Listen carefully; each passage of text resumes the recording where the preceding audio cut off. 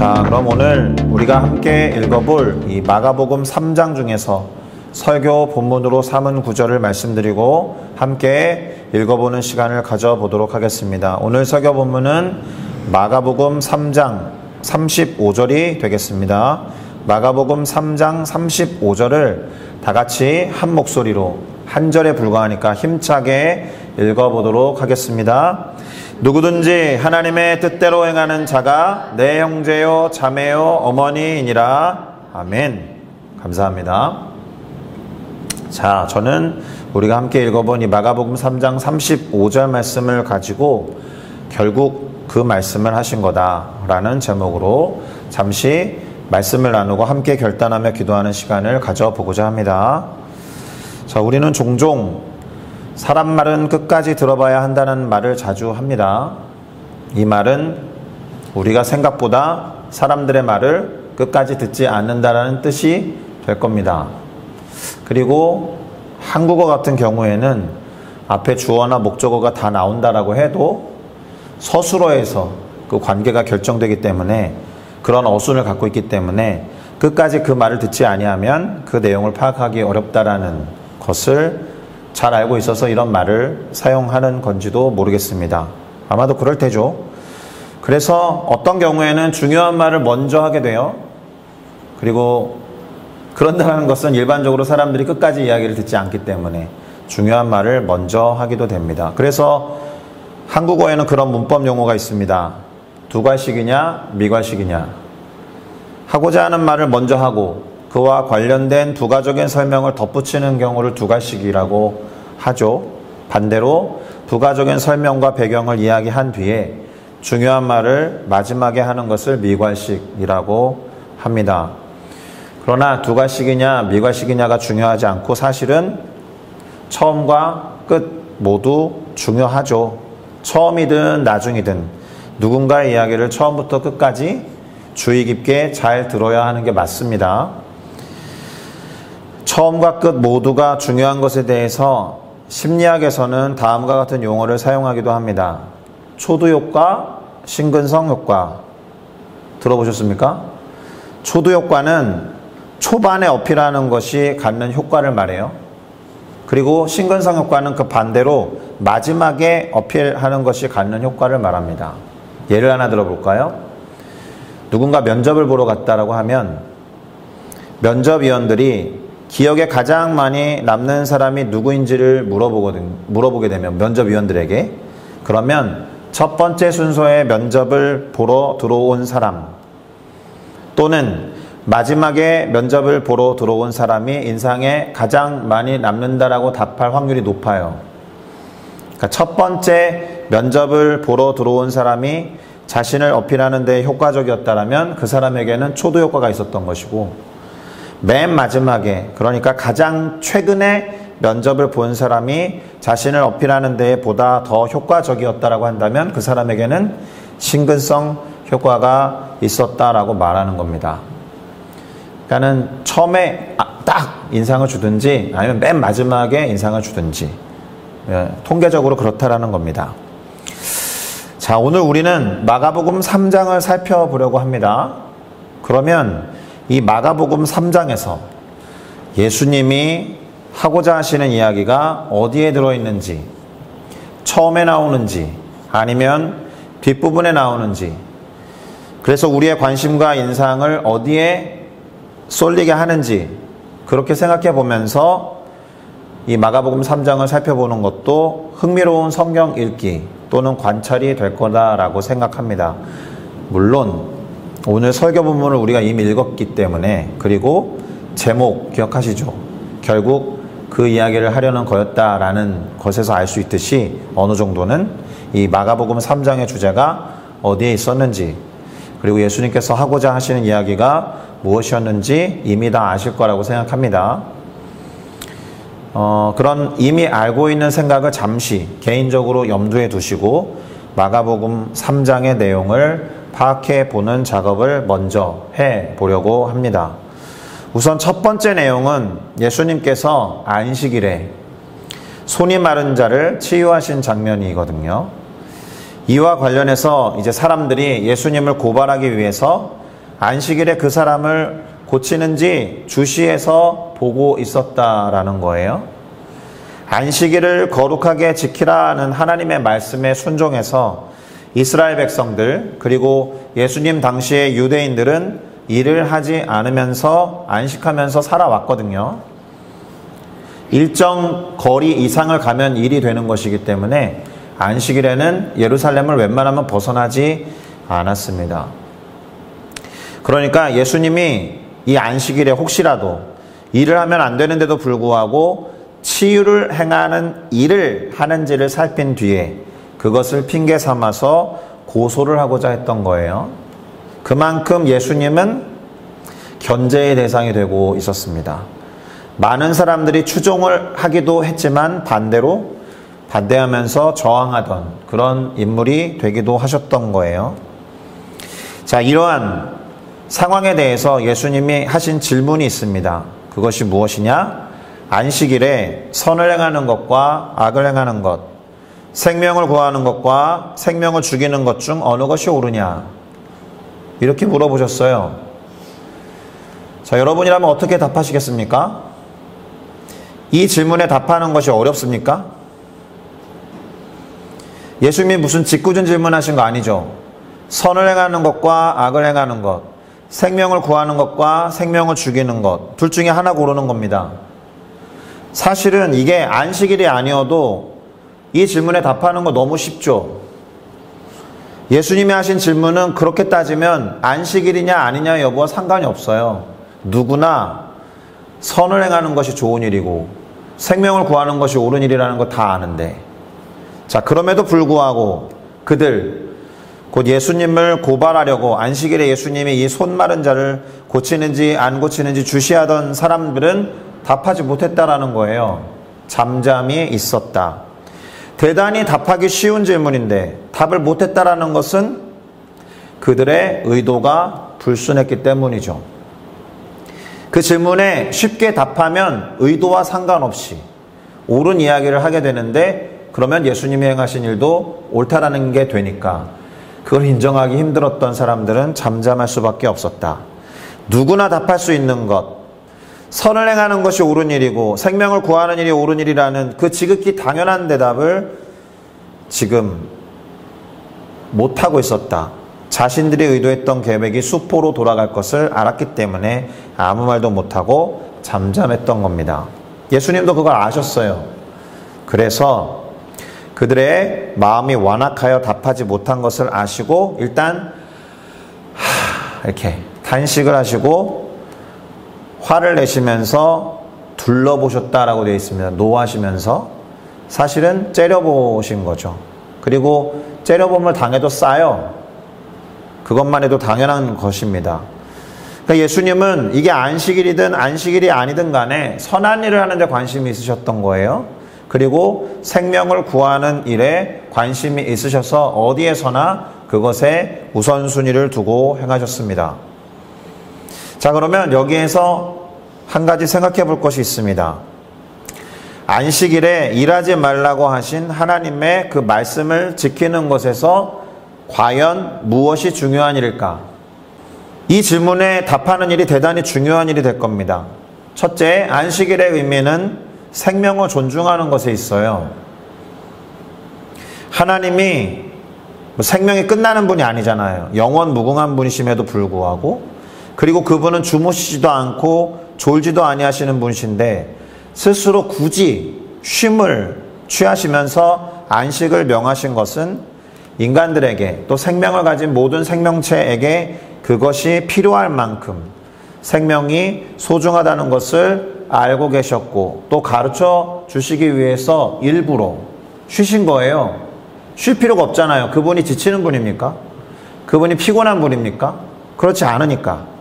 그러니까 단지 문자적으로 일하지 말라고 했으니까 일을 하지 않는 것이 중요한 게 아니라 생명을 존중하는 그 활동에 우선순위를 두고 그에 합당한 일을 하는 것이 안식의 의미였다라는 겁니다. 물론 안식일을 거룩히 구별하여 지키라라는 말씀에도 그 거룩히에도 방점이 있기 때문에 그 거룩함에 대한 고민이 필요하겠지만 그것만큼, 그 거룩한 만큼 중요한 것은 안식하면서 쉬어야 할 만큼 인간 생명과 건강이 소중하다는 것도 안식일이 갖고 있었던 중요한 정신이자 본질이다라는 것을 기억해야 하는 거예요. 잘 생각해 보세요. 하나님이 6일 동안 창조하셨죠. 7일째 쉬셨습니다. 그러면 생명을 얻고 태어난 모든 생명체들은 뭐부터 한 거예요? 쉬는 것부터 한 거예요. 생명을 얻자마자 움직이고 뭔가를 했을 것 같은데 사실은 그들이 눈을 뜨고 태어나자마자, 창조되자마자 쉼부터 했던 것을 우리는 이해할 필요가 있습니다. 이동하고 기동하고 움직여 나가는 데 있어서 에너지를 얻기 위해서 쉼부터 시작했다. 그 안식일을 제정하시고 당신께서 친히 안식한 이유는 삶에 필요한 에너지가 그만큼 중요하다는 것이죠. 그런 면에서 이 예수님을 고소하고자 안식일 규정을 이용했던 사람들은 하나님의 뜻에 순종한 것이 아니다라는 점을 우리는 충분히 깨달을 수 있고 또 마땅히 깨달아야 할 것입니다. 두 번째 이야기는 예수님께서 제자들과 함께 바다로 물러가셨더니만 여러 곳에서 사람들이 떼를 지어서 예수님에게 나왔다라는 거예요. 갈릴리, 유대와 예루살렘, 이두메와 요단강 건너편, 두로와 시돈으로부터 사람들이 예수님에게로 나왔다는 건데, 지도를 한번 볼까요? 지도를 보시면 아시겠지만 갈릴리가 여기에요. 그리고 유대, 그리고 그 안에 있는 예루살렘이 여기고요. 그 밑에 이두메, 그리고 요단강 건너편이니까 이쪽이에요. 아마도 데가볼리 지역일 테고요.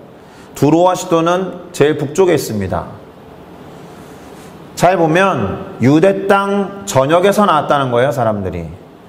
유대 땅 곳곳에서, 당시 전국 방방 곳곳에서 사람들이 몰려왔다라는 것을 알 수 있는 구절이에요. 그렇죠? 지금 이스라엘 땅 전반에서 사람들이 몰려왔음을 증언하고 있는 구절이니까. 자, 그래서 예수님은 그 몰려든 무리가 당신을 애워싸고 미는 것을 피하기 위해서 작은 배를 대기하도록 제자들에게 명하시기도 하셨습니다. 자, 그런데 여기에서 중요한 것이 있어요. 사람들이 왜 몰려왔을까? 예수님이 행하셨던 큰 일을 듣고 나왔다고 되어 있었죠. 그러니까 아마도 기적을 체험하고자, 그리고 병든 사람들은 낫고자 그렇게 몰려 나왔겠지만 가장 중요한 이유가 뭘까요? 말씀을 듣기 위해서 나온 곳이라고 해야 합니다. 말씀을 듣기 위해서 전국 방방 곳곳에서 사람들이 몰려들었다는 사실이 대단히 중요해요. 사실 오늘 우리가 살펴보고 있는 이 마가복음 3장의 결론으로 향하게 하는 중요한 키워드는 바로 말씀이기 때문에 그렇습니다. 그 안식일 규정에 대한 것도 하나님의 말씀에 관한 거였음을 기억하실 필요가 있죠. 사람들이 이스라엘 땅 전역으로부터 예수님에게로 몰려 나온 것도 말씀 때문이라고 본다면 아마도 오늘 우리가 접하고 있는 마가복음 3장의 결론은 말씀과 깊이 관련이 될 거다라고 어렵지 않게 예상할 수 있을 겁니다. 그렇죠? 게다가 예수님에게로 몰려 나온 사람들 중에는 더러운 귀신 들린 사람들도 있었다라고 하는데요. 그 더러운 귀신들이 한 가지 역할을 합니다. 예수님을 보기만 하면 그 앞에 엎드리고는 부르짖으면서 당신은 하나님의 아들이다 라고 말했다라는 거예요. 예수님의 존재가 당신이 행하신 기적, 그리고 병고침, 그리고 참으로 놀라운 가르침이나 말씀을 통해서도 드러났을 뿐만 아니라 더러운 귀신들을 통해서도 드러났다라는 점 또한 중요한 것이 될 겁니다. 물론 그랬기 때문에 예수님을 공격하던 무리들이 그 사실을 역이용하기도 합니다. 더러운 귀신이 그렇게 말을 했으니까 야, 이 예수가 귀신의 왕 바알세부를 힘입어서 귀신을 쫓아낸다라는 말까지 하게 된 거죠. 자, 어찌됐든 간에 여기까지 살펴본 바에 따르면 예수님은 그렇게 전국구 스타가 된 겁니다. 그러면 당연히 예수님 주변에 언제나 사람들이 많았겠죠. 그러니까 때로는 작은 배를 띄워서 물로 나가시기도 하셨고 때로는 산으로 올라가기도 하신 이유가 여기 있습니다. 오늘 본문에는 산에 오르신 장면이 나오는데요. 산에 오르시고서 당신이 원하시는 자들을 불러내셨다라고 되어 있습니다. 그러면 불러낸 자들이 1명, 2명 나왔겠죠. 그리고 그 안에서 또다시 12명을 따로 세우십니다. 그래서 오늘 본문 마가복음 3장 16절부터 19절에는 그 12제자의 이름이 기록되어 있기도 합니다. 12제자를 세우신 이유도 함께 기록되어 있습니다. 그들에게 당신과 함께 있게 하시고 보내어 전도도 하게 하시며 귀신을 내쫓는 권능도 가지게 하려고 하셨다라고 되어 있습니다. 자, 그렇게 12명으로 압축한 제자들과 함께 집에 들어가셨는데 예수님을 따라다니던 무리들도 함께 모이다 보니까 본문에는 식사할 겨를도 없었다라고 말할 정도가 되었습니다. 자, 그렇게 예수님의 말씀을 듣고자 그리고 그분의 행하시는 기적을 보고자 사람들이 전국구 스타 예수님을 쫄래쫄래 따라다녔던 거예요. 두 번째 포인트가 중요한데요. 말씀을 듣기 위해서 예수님에게 몰려든 이들이 있었던 반면에 예수님을 잡으러 온 자들도 있었다. 이게 이 마가복음 3장을 시작할 때 첫 부분에서 접했던 예수님을 고발하려고 했던 자들만을 말하지 않습니다. 안타깝게도 예수님의 친척들도 있었어요. 왜냐하면 예수가 미쳤다라는 소식을 들었기 때문에 오늘날과 같다면 잡아서 정신병원에 넣으려고 그런 생각에서 예수님을 붙잡으러 온 것입니다. 그리고 앞서 말씀드렸듯이 예루살렘에서 온 서기관들은 예수가 귀신의 왕, 곧 바알세불을 힘입어 귀신을 쫓아낸다라고 모함을 하기도 했습니다. 그러니까 이제 예수님이 뭔가 말씀을 하셔야 되는 거죠. 이에 대해서 예수님이 뭐라고 하셨느냐 하면 내가 진실로 너에게 이르노니 사람의 모든 죄와 모든 모독하는 일은 사하심을 얻겠지만 누구든지 성령을 모독하는 자는 영원히 사하심을 얻지 못하고 영원한 죄가 된다라고 말씀하셨습니다. 이 말씀을 하신 이유가 중요하죠. 이 말씀이 의미하는 바가 무엇일까요? 예수님의 사역을 모독하는 것이 무엇이다라는 거예요? 성령을 모독하는 것이 된다라는 뜻이 되죠. 그렇게 되면 영원한 죄가 되기 때문에 용서받지 못한다라는 겁니다. 그러면 하나님의 말씀과 율법을 지키겠다라고 하면서 하나님의 말씀과 율법이 갖고 있는 본질을 살피지 않았던 사람들이 혹시 자칫 성령을 모독하는 죄, 그것도 영원한 죄를 짓게 되어서 용서받지 못하는 상황에 이를 수도 있었다라는 거예요.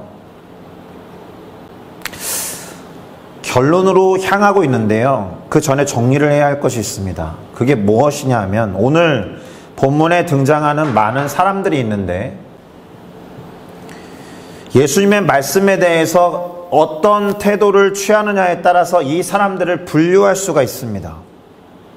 첫 번째로 예수님의 말씀을 듣고자 몰려들었던 사람들이 있습니다. 일반 군중들이죠. 우리도 아마 여기에 포함될 수 있을 겁니다. 그리고 그 몰려들었던 사람들은 몰려든 이유가 있었어요. 예수님이 채워주셔야 하는 각종 필요를 갖고 있는 사람들이거든요. 우리도 기도 제목이 있기 때문에 교회에 나와서 기도하는 것과 같은 이치로 병든 사람들 병이 낫고자 예수님 앞에 나왔던 것이고 귀신 들린 자들은 귀신을 쫓아내기 위해서 나왔던 것이고 가르침이 필요한 사람들은 말씀을 듣고 가르침을 얻기 위해 나왔던 거죠. 예수님의 말씀을 듣고자 몰려들었던 사람들. 두 번째로 그렇게 몰려들었던 사람들 중에서 예수님의 말씀을 듣고 제자가 된 자들이 있습니다. 물론 그들 스스로가 제자가 될 수는 없어요. 예수님이 부르시고 따로 세운 자들이 제자들이었다라는 점에서 제자들이라고 한다면 예수님의 선택을 받은 자들이라고 해야 할 겁니다. 두 가지 부류를 말씀드렸습니다. 마지막으로 예수님의 말씀을 의심하고 부정하는 자들이 있다. 그래서 심지어 잡아서 고발하려고 하던 자들이 있었다. 이 모든 사람들이 혼합되어지고 짬뽕된 상태에서 예수님 주변에 많은 사람들이 몰려들어 있었다. 예수님을 잡아서 고발하려고 했던 사람들은 예수님의 말씀에 따르면 예수님의 사역을 모욕하고, 즉 성령을 모독하는 자들까지 되는 상황에 있었다. 여기에는 안타깝게도 예수님의 친척들도 일부 포함되어 있기도 합니다. 예수님을 미쳤다라고 생각하고 잡아가려고 했기 때문에. 자, 그러니 지금 이 시점에서 잠시 멈추고 우리들 스스로에게 질문을 던져봐야 할 겁니다. 나는 이 군중들 속에서 어떤 사람에 속하는가? 나는 예수님의 제자인가? 나는 필요를 해결받기 위해서 예수님의 말씀을 그저 쫓아다니고 있는 사람인가? 아니면 말씀을 거부하면서 의심하기도 하고 마음을 완전히 걸어 잠근 사람인가? 스스로에게 물어보시고 답해 보시기를 바랍니다. 자, 이제 오늘 본문은 그럼에도 불구하고 이런 세 가지 부류의 사람들에 대해서 다 보여주면서 예수님이 원하는 사람, 예수님이 원하시는 것이 무엇인지를 결론 부분에 기록하면서 마무리를 짓습니다. 예수님의 어머니 마리아죠. 그리고 동생들, 아마도 여기에는 신약 성경을 2권 기록한 유다와 야고보도 포함되어 있었을 텐데, 예수님의 동생들이 예수님을 보러 왔는데, 계속 말씀드리는 바이지만 예수님 주변에 몰려들어 있었던 많은 사람들 때문에 예수님에게 가까이 다가서지 못하자 사람을 보내어서 예수님을 부르는 장면이 마지막 부분에 기록되어 있습니다. 그때 예수님이 하신 말씀이 오늘의 결론이에요. 그러니까 마가복음 3장은 이 결론 부분에 있는 말씀을 향해서 전개가 되고 있다라고 해도 과언이 아닐 겁니다. 굳이 말하면 미괄식인 거죠. 끝까지 들어봐야 하는 책 중에 하나가 되는 겁니다. 예수님이 뭐라고 하셨느냐? 누가 내 어머니며 누가 내 동생들인가? 이렇게 말씀하시고는 당신의 말씀을 듣고자 당신 앞에 모여 있었던 사람들을 바라보시면서 내 어머니와 내 동생들을 보라. 누구든지 하나님의 뜻대로 행하는 자가 내 형제요, 내 자매요, 나의 어머니이다. 이렇게 답하신 겁니다. 놀라운 말씀을 하셨죠. 그리고 대단히 파격적인 표현 아닙니까? 그러나 결국 그렇게 몰려들어 있었던 사람들이 반드시 들어야 했던 말은 요거예요. 누구든지 하나님의 뜻대로 행하는 자가 되어야 한다. 그러면 예수님의 형제요, 예수님의 자매가 된다라는 겁니다. 그러면 이 말씀을 자세히 들여다보면 이런 이야기를 먼저 할 수 있습니다. 예수님이 하나님의 뜻대로 행하는 자의 모범이 되셨다. 첫사람이 되셨다. 그러니까 예수님과 같이 그렇게 똑같이 하나님의 뜻대로 행하면 예수님의 가족이 된다라는 뜻이 되는 겁니다. 자, 이제 설교를 마무리하는 작업을 해볼게요. 앞서서 2가지씩 이야기를 했잖아요. 2가지씩 이야기를 해볼까요? 처음에 나왔던 중요한 이야기가 뭐였죠? 안식일을 지키는 것에 대한 이야기를 해볼 필요가 있습니다. 자, 안식일을 거룩히 구별해서 지키고자 아무런 일을 하지 않았던 사람들을 한번 생각해 보실래요? 비록 그들 중에는 예수님을 고소하려고 했던 사람들이 있었죠. 그러나 오늘 본문에 등장한 그 사람들을 포함해서 안식일을 거룩히 지키고자 일을 하지 않으려고 했던 사람들은 우선 처음에는 하나님의 말씀과 그분의 뜻에 순종하고자 했던 자들로 볼 수 있어요. 그렇죠? 그들의 마음이나 그들의 동기가 어땠는지는 모르지만 적어도 처음에는 그렇게 하나님의 말씀과 그분의 뜻에 순종해서 안식일을 거룩히 지켜 행하는 자들이고자 했을 거예요. 그러면 뭐가 문제가 될까요? 그들 중에 누군가는, 그러니까 그렇게 하나님의 말씀에 순종해서 안식일을 거룩히 구별해서 지키고자 노력했던 사람들 중에는 아쉽게도 그 말씀의 본질에 충실하기보다는 경건의 모양만을 드러내고 다른 이들을 정죄하는 데에 그 하나님의 말씀과 율법을 이용하는 자들이 있었다라는 거예요. 그러나 반대로 어떤 사람들은 하나님의 말씀을 그 뜻대로 지켜 행하는 자가 되고자 했다는 거죠. 예수님처럼. 이 두 선택지 중에서 오늘 본문은 하나님의 말씀을 그 뜻대로 지켜 행하는 자가 되라고 결론 맺고 있다라는 겁니다. 안식일 규정만 놓고 봐도 그렇다라는 거예요.